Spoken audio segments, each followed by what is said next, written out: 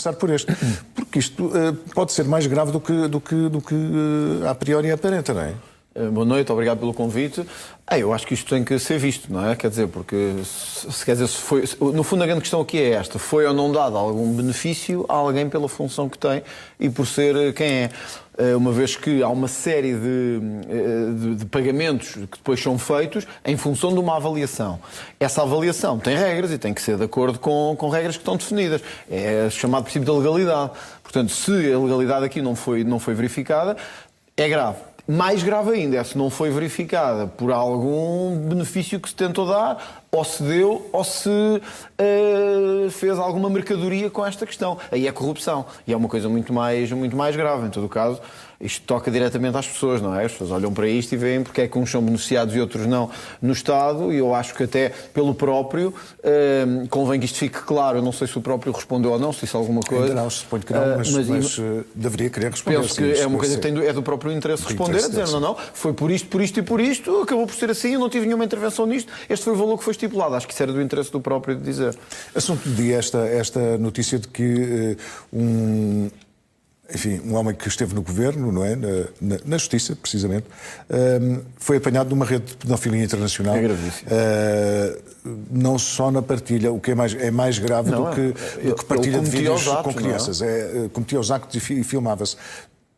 É uma surpresa, não é? Não, isto é quer dizer, eu não me lembro se alguma vez me cruzei com... E usava o computador do Ministério. O computador do Ministério da Justiça. Eu não sei se alguma vez no Parlamento me cruzei, eu não me recordo. Depois de ontem, quando vi a imagem de quem era, procurei ver se tinha havido alguma vez algum tipo de discussão no Parlamento, porque ele foi adjunto da Ministra da Justiça e às vezes podia ter havido reuniões sobre questões de justiça, não me lembro disso. Agora, isto é escabroso verdadeiramente, porque é alguém que não só partilhava estas coisas, como as fazia e as filmava. Estamos a falar de abusos de menores, tanto quanto li, alguns deles mesmo muito menores, estamos a falar entre os 0 e os 14 anos, isto é absolutamente escabroso.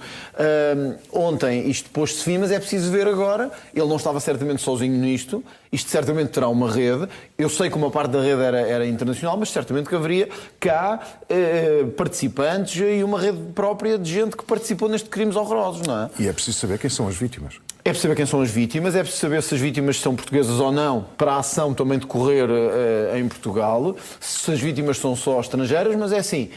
Se ele filmava os atos dos abusos a menores, certamente que há vítimas portuguesas. Não creio que fossem vítimas de fora. Podem ser próximas. Não é? Podem ser familiares, podem ser... funcionários não podem ser, mas podem ser filhos de funcionários, podem ser filhos de colaboradores, podem ser familiares dele, podem ser miúdos e miúdas. Isto é daquelas coisas mesmo horríveis. Claro que quando se vê depois, eu acredito que mesmo as pessoas à volta dele estejam chocadas, amigos e tudo, isso acredito. Agora, esta gente tem que ser punida a sério. Eu há muito tempo que defendo castração química para os pedófilos. Há muito tempo. E isto é daqueles crimes... muitas vezes as pessoas sentem que acontecem estas coisas, são 15 abusos, 16 abusos, 17 abusos, a justiça vai demorar muito até ele ser julgado e até ser condenado, se vier a ser condenado, e que daqui a uns anos está cá fora. Isto é um perigo para as crianças, isto é um perigo para as famílias. Provavelmente ninguém dizia que este indivíduo era pedófilo, as pessoas que o conheciam, não sei se havia essa suspeita ou não, provavelmente não havia, porque surpreendeu toda a gente, e ele abusava de crianças. O combate à pedofilia vai lá, na minha perspectiva, com castração química dos pedófilos. E nós temos que perder um bocadinho esta coisa de ter medo de usar as palavras porque é muito agressivo e porque assim somos menos humanistas. Quem comete atos de pedofilia deve ser punido, como toda a gente. Mas, sobretudo, a castração química não garante totalmente, mas é pelo menos um caminho que fazemos que estas pessoas não voltam a atacar. E eu quero mesmo garantir que isso acontece. Olha, é uma das razões pelas quais eu quero insistir na revisão constitucional. É para não haver obstáculos a que, na lei, haja castração química para pedófilos, como há noutros países do mundo. Neste caso, vamos ver agora o que vai acontecer. Uma coisa é já certa, é que ele fica em prisão preventiva. Uma boa decisão. Precisamente porque o juiz entendeu que havia perigo de continuidade da atividade. Evidente. E lá está uma decisão. Nós temos em Portugal, eu tenho dito isto muitas vezes, nós obviamente na justiça temos pessoas boas e más, pessoas que, em alguns casos, foram, sobretudo, muitas vezes ao nível superior, pessoas que foram colocadas para criar obstáculos, mas temos muita gente boa. Muita gente na Polícia Judiciária, no Ministério Público, nos tribunais, nas polícias, que querem mesmo trabalhar. E, às vezes, há juízes que olham para o crime e os metem cá fora imediatamente, e há outros que não. Há outros que sabem que a sua função também é garantir que não há continuação da atividade criminosa. Portanto, foi uma boa decisão e uma decisão corajosa da Justiça ontem em relação a este indivíduo. Seja ele, atenção, do PS, do PSD, do Chega, Chega. Acho que se fosse do Chega, certamente a coisa estaria muito mais... Ontem vi, curiosamente, em algumas notícias, que, como era alguém do PS, muitos órgãos omitiam que era do Partido Socialista. Eu acho que isso não é relevante, mas mostra bem algum tipo de tratamento, às vezes diferenciado. Em todo o caso, eu defendo que estes indivíduos, sejam do PSD, do Chega, como sempre disse, do PS, do PSDB, qualquer partido tem que ser punidos. E tem que se dar um exemplo à sociedade que eles não podem voltar a atacar crianças. Tem mesmo, nós temos que fazer isto rapidamente. Bom, vamos falar da greve, uma greve geral. Não houve muitas desde o 25 de Abril. Portanto, é sempre um instrumento, talvez o último instrumento que os sindicatos usam será fazer uma greve geral. Como é que viste a greve geral? É que a leitura é muito diferente à direita e à esquerda. A esquerda diz que foi um sucesso absoluto, 3 milhões de pessoas não foram trabalhar. A direita diz que o país trabalhou e muitas das pessoas que não foram trabalhar não foram porque não tinham transportes ou outras limitações. Como é que viste esta greve? Olha, primeiro tentei vê-la fora da lógica esquerda-direita. Tentei. Ou seja, eu não acho que nós devamos olhar para uma greve na lógica ganhamos ou perdemos, como se fosse um jogo de quintas. Ganhamos porque não foram trabalhar 3 milhões de pessoas. Isso não deve ser verdade. Duvido que esses números sejam realistas. Muito do país, uma parte do país estava a funcionar e via-se que estava a funcionar. Também não acho, como disse o Governo, que foi entre 0% a 8%. Não era 0% de pessoas que fizeram. Alguma parte do país parou. O que eu gostava que esta greve transmitisse era ao Governo a sensação, o sentido de que há coisas que estão erradas naquilo que quer fazer e que temos que ouvir quem trabalha, quem está no terreno a construir o país todos os dias, sem loucuras aqui ideológicas. Não é aquela coisa de pôr os trabalhadores todos contra o Governo, contra as empresas, é o contrário. Nós temos que ter uma boa lei do trabalho que garanta que há flexibilidade, mas ao mesmo tempo que não seja um bar aberto para despedir pessoas ou para torná-las ou para pô-las numa situação ainda mais precária. E os sinais que eu vi do Governo foi de desconsideração pela greve, de olhar e dizer, bom, isto não valeu nada, vamos manter-nos exatamente no mesmo caminho. Eu estou à vontade porque desde o início do verão disse ao Governo, nós estamos disponíveis para trabalhar, mas há aqui coisas que não podemos aceitar. Quer dizer, estar a questão da amamentação, agora não interessa se cá voltarmos a todos estes tópicos, mas a questão da amamentação, a questão dos despedimentos coletivos, uma das coisas perversas, só para que as pessoas em casa tenham uma ideia, uma das coisas perversas que o Governo quer fazer, a nossa lei atualmente proíbe que em caso de despedimento coletivo, isto é, despede-se as pessoas que lá trabalham em despedimento coletivo, que depois se recorra ao outsourcing, ou seja, despediu-se pessoas. Teoricamente é porque não faz falta aquela função, ela já não importa à empresa. Porém, vai-se a outsourcing buscar pessoas para cobrir aquelas funções. Isto dá a quem trabalha uma sensação de precariedade enorme, de que a qualquer momento podem ser substituídos. Torna os trabalhadores mercadoria. E eu acho que nem à direita nem à esquerda nós devemos considerar as pessoas mercadoria nem descartáveis. Por isso é que eu acho que o Governo leu mal a situação da greve. Acho que a direita e a esquerda leram mal no sentido em que a esquerda só quis dizer que estava tudo parado e não estava, e a direita só quis dizer que não estava nada parado e desconsiderava os trabalhadores. E eu acho que é no meio termo que está a vir tudo aqui. Tem salvação esta proposta? Quer dizer, se mantiver assim, não. Da nossa parte, não terá. Também já ouvi dizer que dos outros partidos não terá. Portanto, aí o Governo não tem caminho para andar. Mas ficar tudo como está é positivo? Não, eu vou-te dar um exemplo. A esquerda está muito contente e o Partido Socialista, eu ouvi até a entrevista dele na NAU do líder do Partido Socialista, como se fosse uma coisa muito boa, que fique tudo na mesma. Não, nós não podemos ter palas nos olhos e dizer só assim, o Governo está errado em tudo o que está a fazer é mau. E eu contra mim falo que o Chega é líder da oposição. Podia só querer dizer, está tudo errado, isto não vale nada. Não, há coisas boas. Por exemplo, o Governo quer aumentar a licença de parentalidade, paga a 100%, para 180 dias. Isso é bom. Tiramos as palas dos olhos, isso é bom. Temos que regular a questão do teletrabalho, dos modelos híbridos de trabalho, porque o mundo hoje não é igual há 10 anos e há 15. Portanto, não vale a pena só dizermos, é tudo errado, está tudo mal, vamos mandar isto fora. Por outro lado, o Governo também tem que cair em si e ver que não deve atacar as trabalhadoras que são mães e querem ser mães, deve valorizar quem trabalha por turnos e com trabalho extraordinário. Muita gente em Portugal trabalha por turnos, muita gente, desde jornalistas a pessoas que trabalham na limpeza, segurança, etc. Vou dar um exemplo que acontece em vários países do mundo. Aliás, é curioso observar que os portugueses que migram estão a ir para países onde a lei de trabalho é muito mais flexível do que cá. O que me faz crer que não deve estar tudo errado. E os salários são melhores. É isso exatamente que eu estou a dizer. Neste meio termo, nós ficamos presos ao passado e dizemos assim, esta lei é má, as centrais sindicais dizem que é má, não vamos fazer nada. Portugal que é aquilo que o Bloco, o PCP, alguma parte do PS querem, tornar-nos aqui uma espécie de Albânia no ocidente da Europa. Não é isso que eu quero. Eu quero que haja flexibilidade. Tem que haver os empresários, as empresas, muitas delas pequenas e médias empresas. Estamos a falar de pequenas empresas, pequena restauração, pequeno comércio. Têm que ter instrumentos para poder gerir o seu negócio e fazer crescer a economia. Nos melhores países do mundo é assim que acontece. Isso é uma coisa, isso nós estamos de acordo. O que eu não estou de acordo é criar uma sensação e uma realidade de se poder despedir qualquer pessoa a qualquer momento e não lhe dar direitos nenhuns. Ou quer dizer, nós temos em Portugal um problema. E o problema é que há muita gente a viver de subsídios. Isso é um problema. O Governo, em vez de ir para este problema, foi para a percentagem ínfima, que eu não sei quanto é que é de pessoas, de mulheres que amamentam e querem tirar direitos na amamentação. Quer dizer, em vez de irmos atacar o que custa, que é quem é que está a viver de subsídios e não devia estar a viver, vamos ao mais fácil, que é as mães que são mães enquanto trabalham e têm um período de amamentação. Isto é errado num país que é o mais envelhecido da Europa. Isto não é uma questão de direita nem de esquerda. Aliás, o Bagão Félix, que eu acho que é insuspeito de ser de esquerda, e que até nem gosta do Chega, portanto estou à vontade, nem é próximo do Chega, é de direita e, tal como eu, conseguiu ver que esta lei não consegue resolver um problema que temos em Portugal de modernizar a economia, mas respeitar quem trabalha. E eu acredito que é possível fazer isso. Vamos ao Banco de Horas. O Banco de Horas é um instrumento bastante interessante, eu julgo que para as duas partes. Mas é evidente que tem como consequência, uma das consequências será uma redução de horas extraordinárias, porque se o trabalhador é bem gerido nos seus tempos de trabalho, reduz. Ouvi Arménio Carlos a dizer que as horas extraordinárias são um direito do trabalhador porque faz parte do seu salário e que há trabalhadores que não podem perder essas horas extraordinárias. Isso é uma visão do trabalho aceitável. Mais uma vez, eu acho que o Arménio Carlos parou nos anos 70 e, portanto, vê o trabalho como uma relação de conflito entre quem trabalha e quem tem um negócio, ou entre o Estado e entre quem trabalha. É uma visão que mostrou. Não há nenhum país que tenha seguido aquela visão e que tenha prosperado. Nenhum. Não temos um exemplo. Não há um único país que tenha seguido essas regras dentro do trabalho e tenha chegado a algum lado. Todos, aliás, querem sair desses países para irem para os outros. Ponto 1.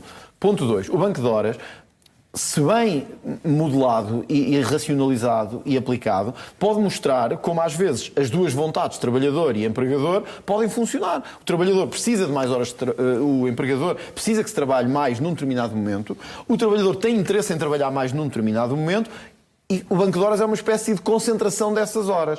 É evidente que se isso for levado ao limite da discricionariedade, pode tirar ao trabalhador aquilo que é a noção do seu trabalho extraordinário, que também tem depois direitos, em termos de suplemento, salário, etc. Qual é o erro? É que estão a ver as coisas no preto e no branco. Estão a ver as coisas no tudo ou nada. E eu acho que pode haver um equilíbrio. É evidente que em Portugal nós valorizamos pouco o trabalho extraordinário. Se o Governo queria avançar por aí, eu transmiti ao Governo isto. Ok. Nós temos que ter um banco de horas mais flexível, então, ao mesmo tempo, vamos isentar de IRS o trabalho extraordinário. Que é para garantir que, ao menos, quem trabalha extraordinariamente sente que tem um benefício. Uma vantagem. Hoje, o que as pessoas sentem em Portugal, não vale a pena trabalhar mais. As pessoas trabalham mais e ainda pagam uma taxa superior sobre o suplemento adicional de salário. Ora, qual é o incentivo para trabalhar em Portugal? Nenhum. Foi isso que eu transmiti ao Governo e que não foi compreendido. Nós temos que ter uma lei moderna, mas temos que ter uma lei que valorize quem trabalha e não quem vive à conta. E é isso que o Governo não consegue perceber. Como está, suponho, porque acabaste de dizer que o voto do Chega, quando isto chegar à Assembleia da República, ao Parlamento, será contra. Se estas questões se mantiverem, da amamentação, do trabalho extraordinário, trabalho por turnos, os despedimentos coletivos, esta sensação de precariedade que o Governo quer transmitir, votaremos contra. Não é uma coisa que me agrada e não é uma coisa que eu acho que... Qualquer dia o partido à direita do PSD vota mais vezes contra do que os partidos de esquerda e de extrema esquerda. Compreendo isso, mas é o Governo que está no caminho errado. Eu tenho a minha consciência perfeitamente tranquila. Nós precisamos de um país em que quem trabalha se sente valorizado e não os subsídio-dependentes. Precisamos de um país em que quem trabalha se sente valorizado. Isso significa que as pessoas têm que sentir que são dignamente remuneradas, isso não está em causa aqui, mas num país que tem a carga de impostos que tem sobre o trabalho e sobre as empresas, nós devíamos ter uma lei laboral que garanta às pessoas alguma estabilidade. Os melhores países do mundo, é verdade que nem sempre são os mais ricos do ponto de vista da dimensão da economia. E é verdade também que países como os Estados Unidos e a Inglaterra têm muita flexibilidade laboral. São culturas completamente diferentes da nossa.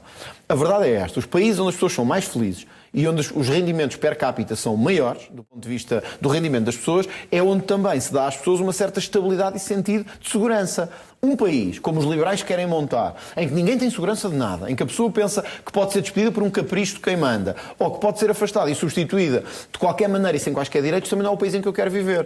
Dizem assim, isto é a vertente socialista do André Ventura. Pá, isto não é nenhuma vertente socialista. Isto é a vertente humanista de quem não quer um país em que quem trabalha se sinta sempre ali pronto a ser decepado sem qualquer razão. Quer dizer, isto não tem a ver com eleitorados.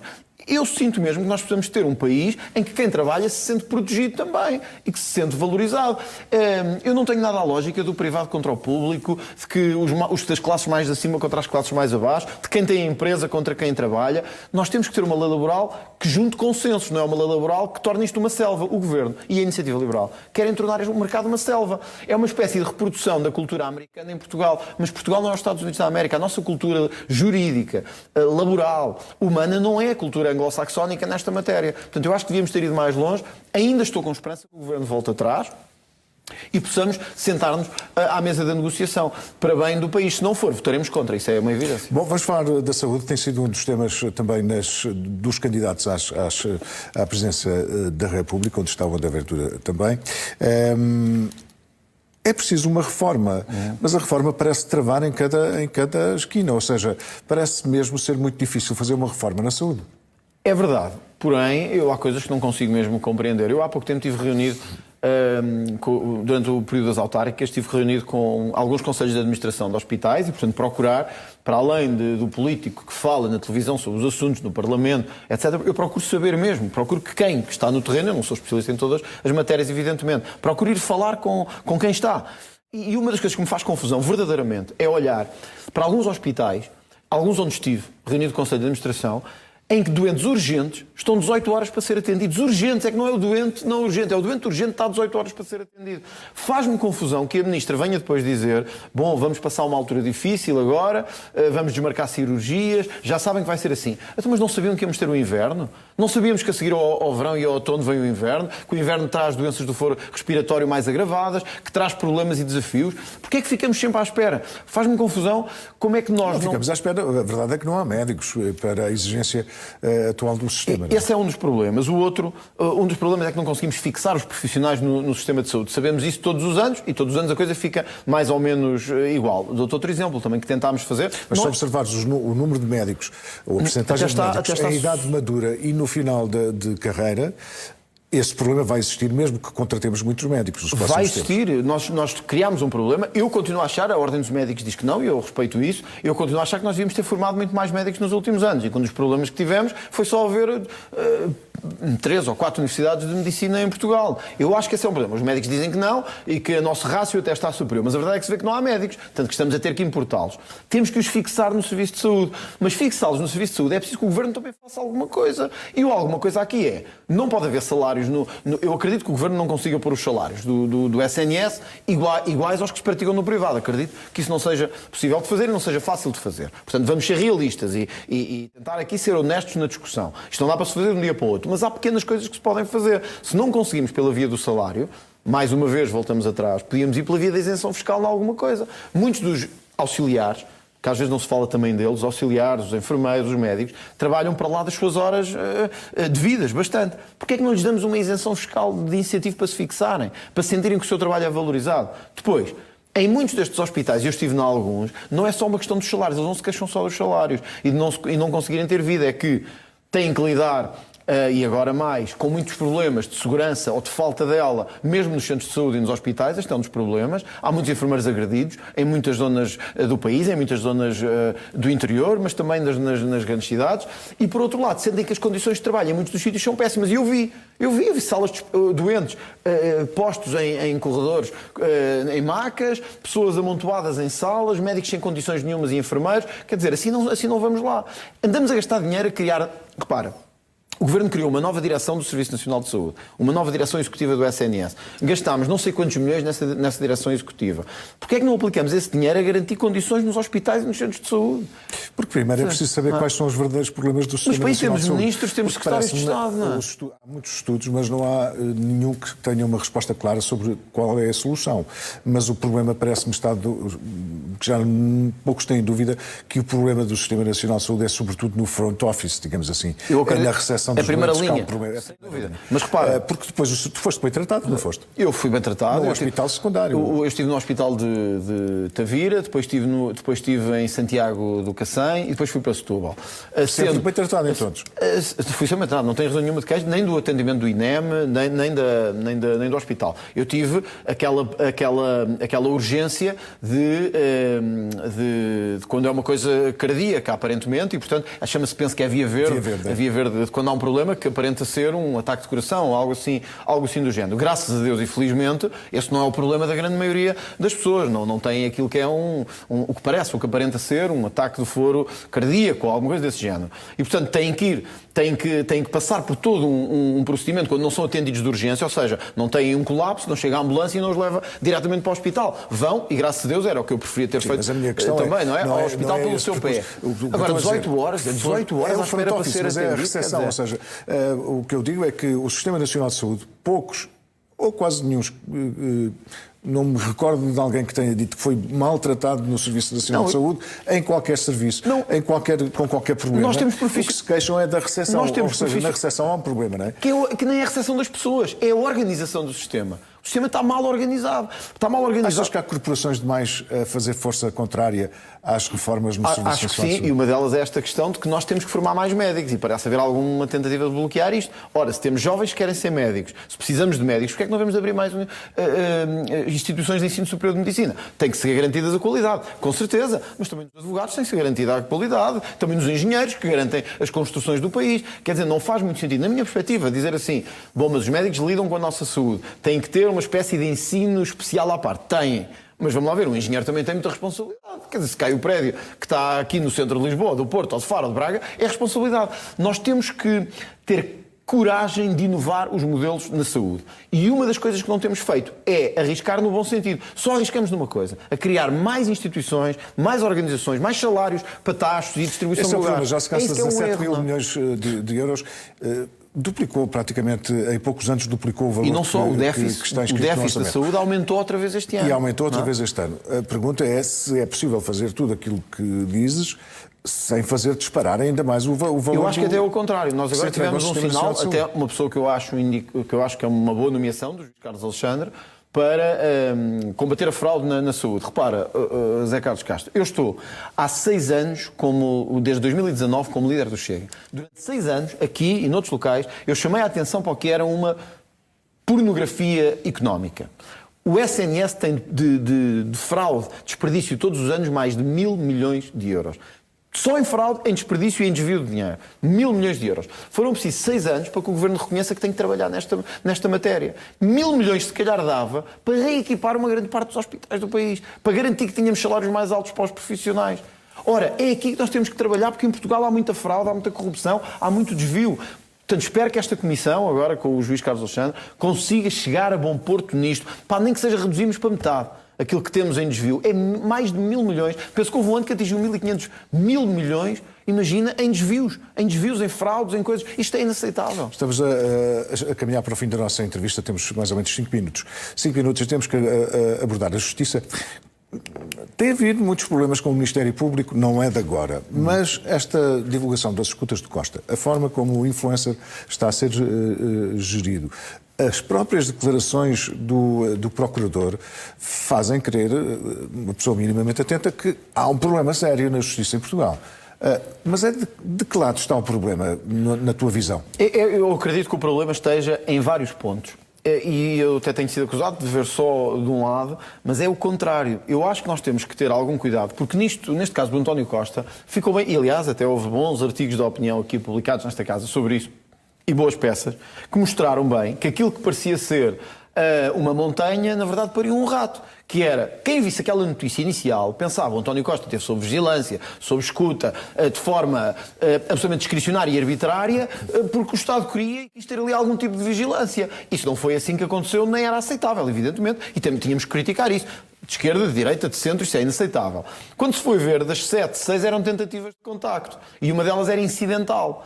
Portanto, o que é que eu quero dizer com isto? Sim, obviamente, Eu acho que em Portugal as instituições, o Ministério Público, a Polícia Judiciária, as polícias têm sentido democrático. Não estão ali a abusar do seu trabalho para nos espiar, para nos vigiar. Eu quero acreditar nisso e é o que eu tenho sentido, mesmo sendo muito crítico da justiça, como eu sou e como tu sabes. Sinto que nós temos entidades que respeitam o sentido democrático.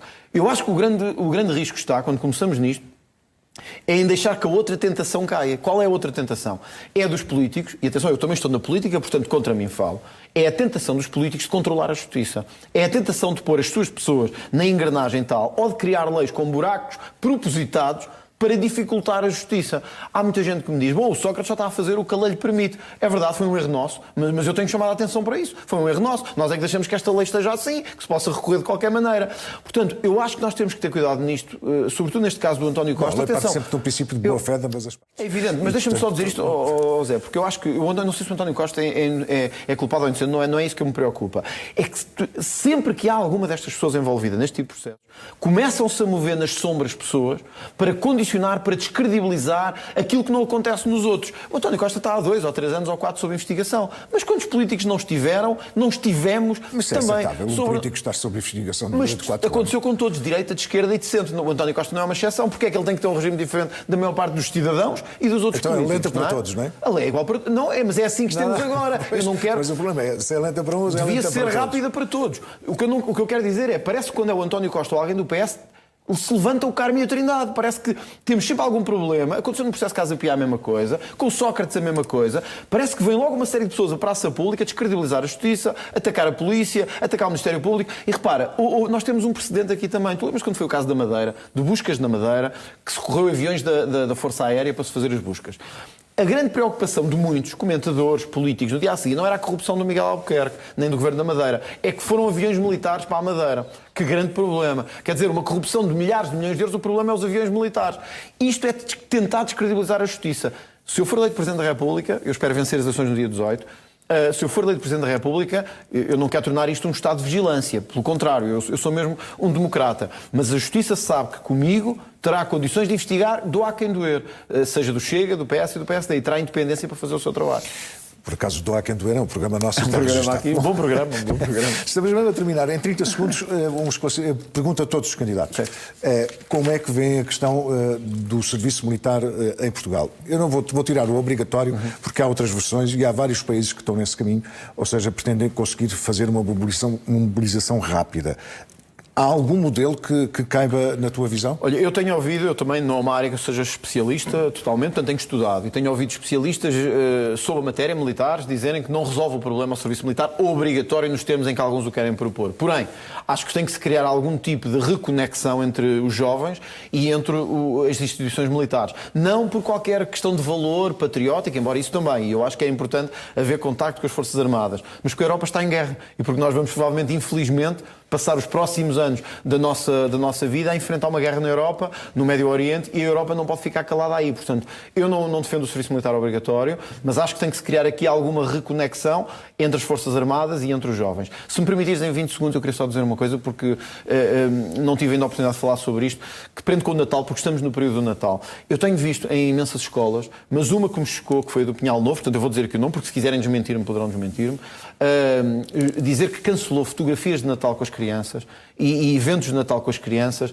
para não ofender os imigrantes não católicos ou não cristãos que estão em Portugal e para ser mais inclusivo. Eu queria deixar isto claro. Quem vem para cá pode não gostar do Natal, mas tem que respeitar que nós gostemos do Natal. Eu não posso aceitar que instituições de ensino, hospitais, instituições públicas estejam a cancelar luzes de Natal, festas de Natal, para não ofender ninguém. Desculpem lá, se vêm para cá, respeitem a nossa cultura e respeitem as nossas tradições.